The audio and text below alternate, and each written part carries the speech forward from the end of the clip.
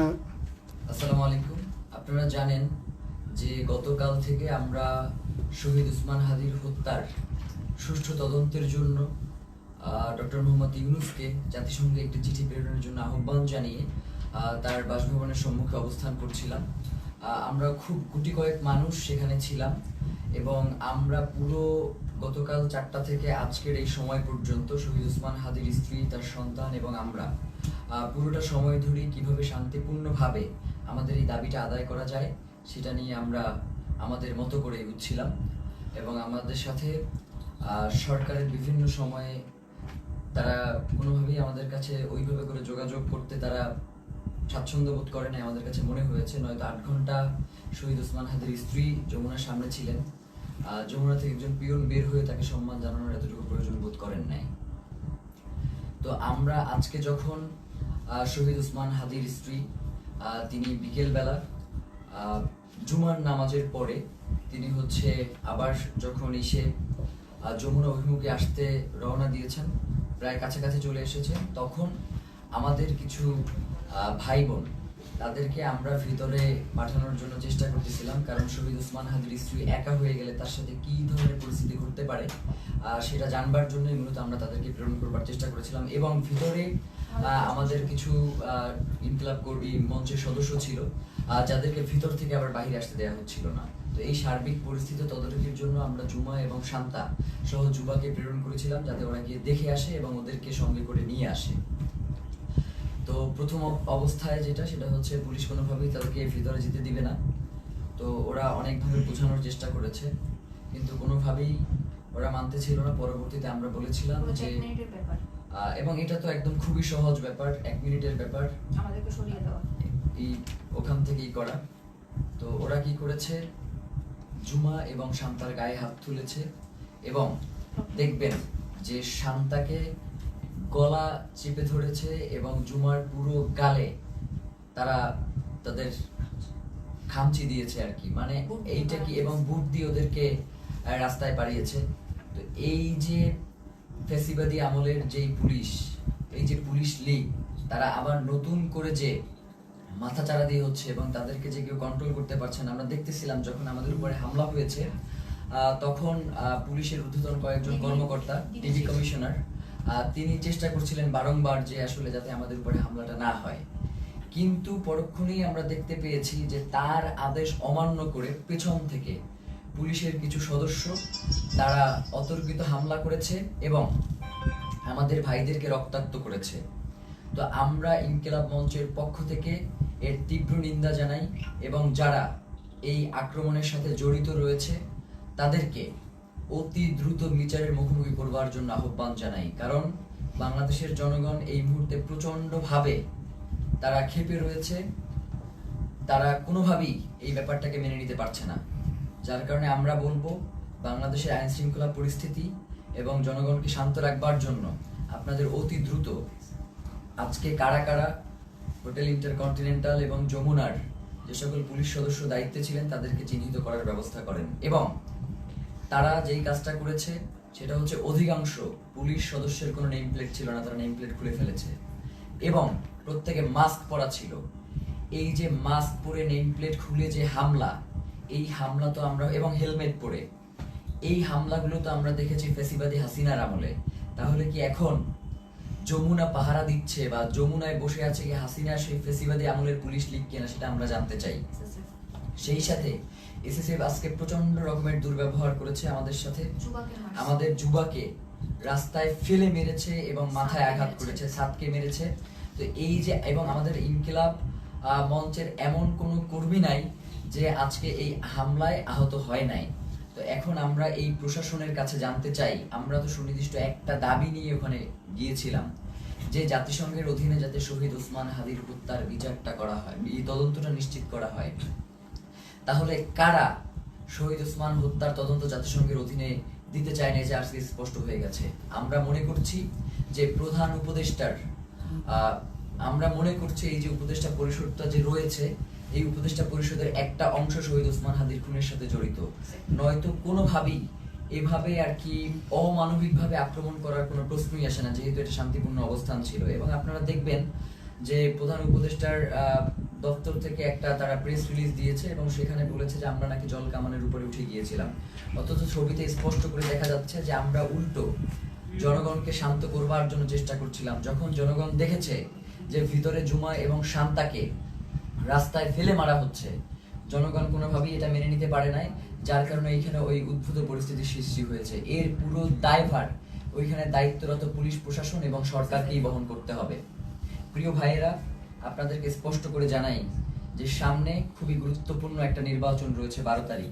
এখানে বাংলাদেশের স্বাধীনতা, সার্বভৌমত্ব সহ বাংলাদেশের নিরাপত্তা জনিত বেশ কিছু বিষয় জড়িত রয়েছে, যার কারণে অবশ্যই 12 তারিখে নির্বাচন হতে হবে। এবং যারা 12 তারিখে নির্বাচন বানচাল করে দেওয়ার জন্য আমাদের উপরে আক্রমণ করেছে, তাদের এই নীল নকশাকে বৃদ্ধাঙ্গুলি দেখিয়ে আমাদের জনগণের অধিকার আমাদের বাস্তবায়ন করতে হবে। প্রিয় ভাইয়েরা, জনগণ, বাংলাদেশের জনগণ প্রচন্ড শান্তিপ্রিয় এবং তারা সব সময় সরকারকে সহযোগিতা করে আসছে, কিন্তু সরকার সেই জনগণের উপরে আজকে মুহুর্মুহু sound grenade, tear shell, rubber bullet এগুলো নিক্ষেপ করেছে। এবং এখনো তারা বিভিন্ন জায়গায়, যেমন শাহবাগে এখনো সম্ভবত আক্রমণ চলছে। একটু আগেও আমরা এই লাইভ শুরু করবার আগে দেখতেছিলাম যে শাহবাগে আক্রমণের মতো ঘটনা ঘটতেছে। তো এবং 100-র অধিক শাহবাগেও আহত হয়েছে। তো এই যে পুলিশের ন্যাক্কারজনক হামলা এবং তাদের যে লাগাম টেনে ধরা হচ্ছে না, তারা বলছে, মানে আপনি একটা জিনিস খেয়াল করেন, তারা বলছে যে আয় হাদির লাশ নিয়ে যা। মানে এইটা পুলিশের, মানে সে যদি আওয়ামী লীগ না হয়, সে যদি মানে সত্যিকার অর্থেই কোনো পুলিশ সদস্য হয়ে থাকে, তাহলে তার এই ধরনের কথা বলবার কোনো প্রশ্নই আসে না। তো আমরা স্পষ্টভাবে বুঝতে পারছি যে বর্তমান পুলিশ প্রশাসনের এই যে আওয়ামী লীগ গোষ্ঠী যারা এখন পর্যন্ত রয়ে গেছে, তাদেরকে ছাঁটাই করবার না করবার কারণে এই ধরনের উদ্ভূত পরিস্থিতি তৈরি হয়েছে। এর দায়ভার এই অন্তর্বর্তীকালীন সরকারকেই নিতে হবে। এবং আমরা আশঙ্কা করছি যে যমুনার ভিতরে হয়তো অন্তর্বর্তীকালীন সরকার সেফ না, কারণ যারা আমাদের উপরে যেইভাবে আক্রমণ করেছে, তারা যে কোনো মুহূর্তে যমুনায় ডক্টর মোহাম্মদ ইউনূসের উপরেও আক্রমণ করতে পারে।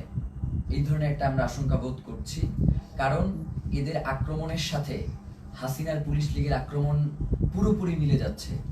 এবং সেই সাথে আমরা এটাও আপনাদেরকে বলতে চাই যে আমরা দেখতেছেন তো আমাদের কি অবস্থা, তারপরেও আমাদেরকে শান্তিপূর্ণভাবে সকল অবস্থার মোকাবেলা করতে হবে। আমরা চাই যাতে বাংলাদেশে কোনো উদ্ভূত পরিস্থিতির সৃষ্টি না হোক, যার মাধ্যমে মূলত আজকের আক্রমণটা হয়েছেই হচ্ছে নির্বাচনকে বানচাল করে দেওয়ার জন্য।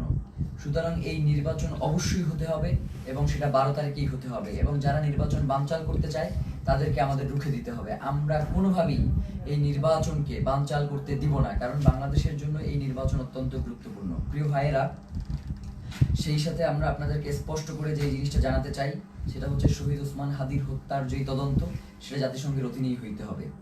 আমাদের এখানে আমরা তাদের সাথে কথা বলেছি, তারা আমাদেরকে আশ্বস্ত করেছিল যে জাতিসংঘের অধীনে এটার তদন্ত হবে, কিন্তু তারা কোনো ধরনের সময়সীমা বেঁধে দেয় নাই।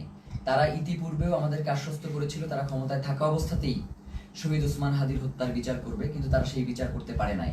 যার কারণে আমরা তাদের শুধুমাত্র কথায় আশ্বস্ত না হয়ে আমরা তাদের কাছে একটা দাবি করেছিলাম যে আপনি কবে নাগাদ এই কাজটুকু বাস্তবায়ন করবেন, এই চিঠিটা ইস্যু করবেন, সেটা আমাদেরকে জানান।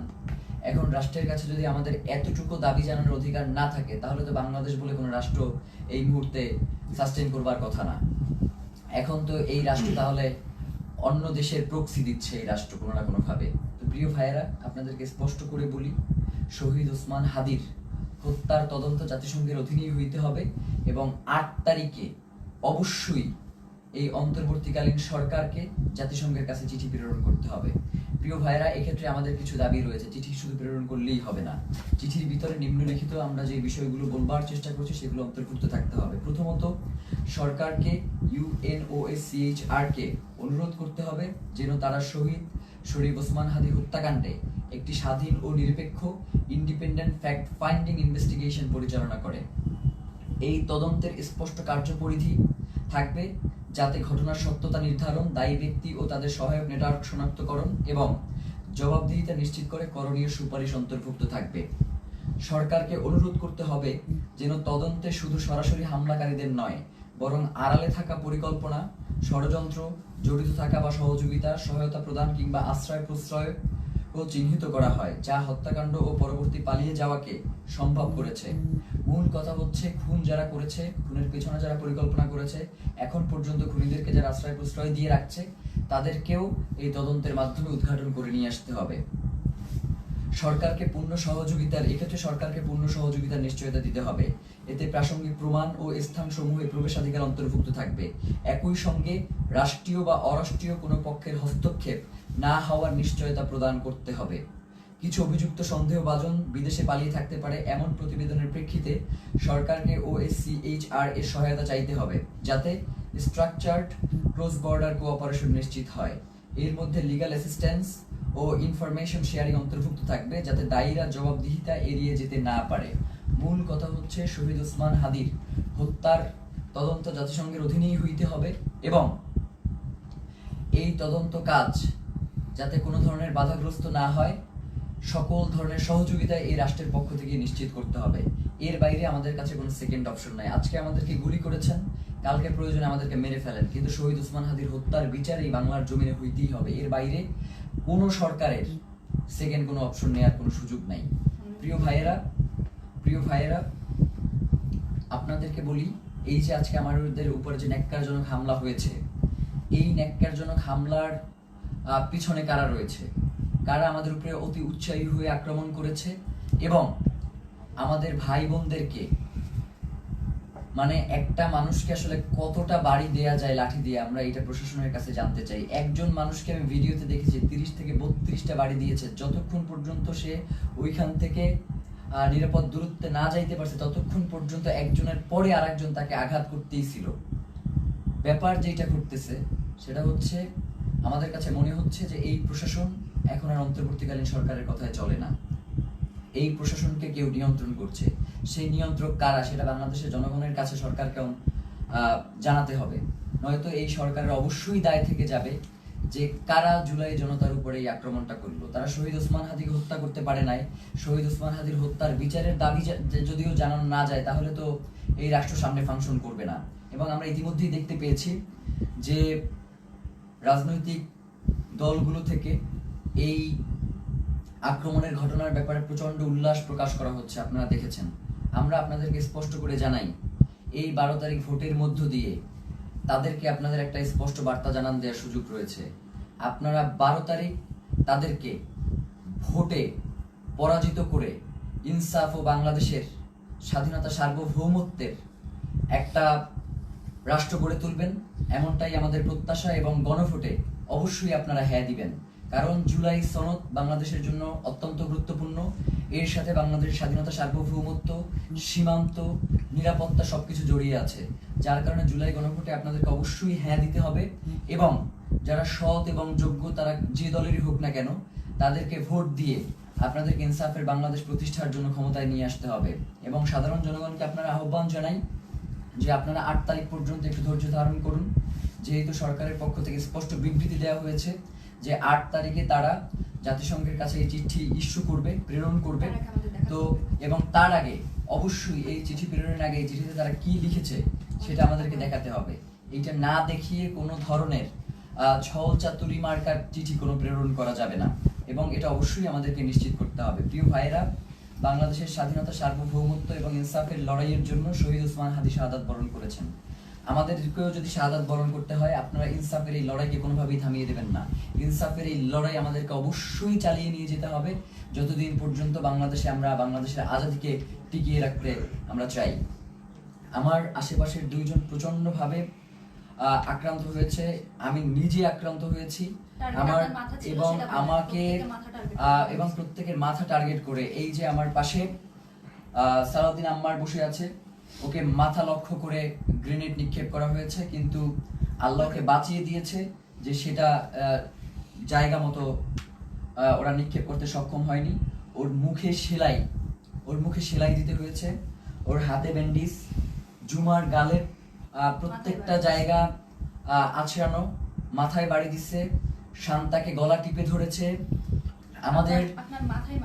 আমাদের এবং ইনকিলাব মঞ্চের যারা ভিতরে ছিল, আমাদেরকে ওখান থেকে ওখান থেকে আমাদেরকে গুলি করে রাবার বুলেট নিক্ষেপ করে সরিয়ে দেওয়ার পরে তারা আমাদের যে সকল ভাই ভিতরে আটকা ছিল, শত শত পুলিশ গিয়ে তাদেরকে নির্বিচারে পিটিয়েছে।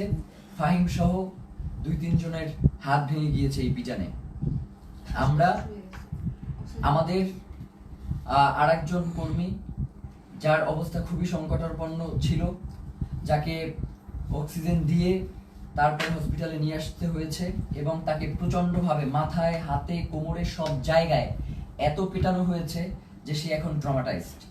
আমরা জানাতে চাই, এই সরকারকে বলতে চাই, আপনি অতি দ্রুত কারা এই আক্রমণ করেছে তাদেরকে চিহ্নিত করে বিচারের মুখোমুখি করেন, নয়তো যে কোনো পরিস্থিতির জন্য আপনাকে অবশ্যই দায়ী থাকতে হবে। কারণ বাংলাদেশের জনগণ ততক্ষণ পর্যন্তই শান্তিপূর্ণ যতক্ষণ পর্যন্ত জুলাইয়ের প্রেক্ষাপট তৈরি না হয়। আপনারা কিন্তু খুব তাড়াতাড়ি একটা জুলাইয়ের প্রেক্ষাপট তৈরি করে ফেলতেছেন। এখন যদি আপনারা এটাকে কন্ট্রোল করতে না পারেন তাহলে বাংলাদেশের স্বাধীনতা, সার্বভৌমত্ব কিন্তু টিকবে না। এবং আপনাকেও, প্রধান উপদেষ্টা আপনি আছেন, আপনি আমেরিকাতে চলে যাবেন সেটা হবে না। আমাদের কাছে জবাবদিহি করে এরপরে আপনাকে আমেরিকা যেতে হবে যে কেন জুলাই জনতার উপরে, শহীদ ওসমান হাদির ভাই বোনদের উপরে এভাবে ন্যাক্কারজনক হামলার মতো ঘটনা ঘটানো হলো। ছাত্র ভাইদেরকে উদ্দেশ্য করে বলি যে আমাদেরকে ধৈর্য ধারণ করতে হবে এবং আমাদেরকে এই লড়াই কৌশলের মধ্য দিয়ে আমাদের যাতে মনোবল ভেঙে না যায়, আমাদেরকে সে ব্যাপারে সচেষ্ট থাকতে হবে। এই লড়াই তো একদিনের লড়াই না, আমাদের আজাদির লড়াই চলছে এবং আজাদির এই লড়াই চলবে। আমাদের এখন পিঠ থেকে গিয়েছে, আমাদের আসলে আর পিছনে যাওয়ার কোনো সুযোগ নাই। এখন থেকে আমাদেরকে সামনেই এগিয়ে যেতে হবে। 8 তারিখ পর্যন্ত যেহেতু সরকার সময় চেয়েছে, আমরা সরকারকে সেই সময়টুকু দিলাম। সে যদি এই সময়টা আগেই ঘোষণা করতো তাহলে তো এই ধরনের কোনো পরিস্থিতি তৈরিই হতো না। যার কারণে আমার কাছে মনে হয় যে সরকার ইচ্ছাকৃতভাবে এই ঘটনা ঘটিয়েছে। এর দায়ভার সরকারকেও বহন করতে হবে। বাংলাদেশের জনগণ এই অন্তর্বর্তীকালীন সরকারকেও ছেড়ে দেবেন, এটা বলে দিলাম। আজকের মতো আমরা সবাই প্রচন্ডভাবে আহত অবস্থায় এখানে বসে রয়েছি। ফাহিমের দেখেন যে পুরো ট্রাউজারটা ওর রক্তে লাল হয়ে আছে, আমার পুরো পাজামার রক্তে লাল হয়ে আছে, ওর পুরো হাত আঙুল ভেঙে গেছে, মুখে সেলাই দেয়া, এবং এইভাবে প্রত্যেককে এমন ভাবে আক্রমণ করা হয়েছে। আল্লাহ আমাদেরকে রক্ষা করেছেন, নয়তো তাদের যেই ধরনের আজকে আক্রমণের ভূমিকা ছিল তারা আমাদেরকে খুন করবার উদ্দেশ্য নিয়ে এই আক্রমণটা করেছে। তো আমরা আমাদের এক ভাইকে হারিয়েছি, আমাদের কোনো এরপরে যদি আমরা আমাদের কোনো ভাইকে হারাই, এরপরেও নির্বাচন হইতে হবে, নির্বাচন পেছানো যাবে না। নির্বাচনের পরে যে রাজনৈতিক দল ক্ষমতায় আসবে তারা যদি এই ব্যাপারে কোনো সুষ্ঠু পদক্ষেপ না নেয়, আমরা শুধু বলি ব্যাপারটা এমন না, আমরা তাদের জীবনকে জাহান্নাম বানাই দিব বলছি, তাদের জীবনকে জাহান্নাম বানাই দেবো, এই কথা বলেই শেষ করলাম। জুমার কিছু বলবার আছে? ধন্যবাদ। আসসালামু আলাইকুম।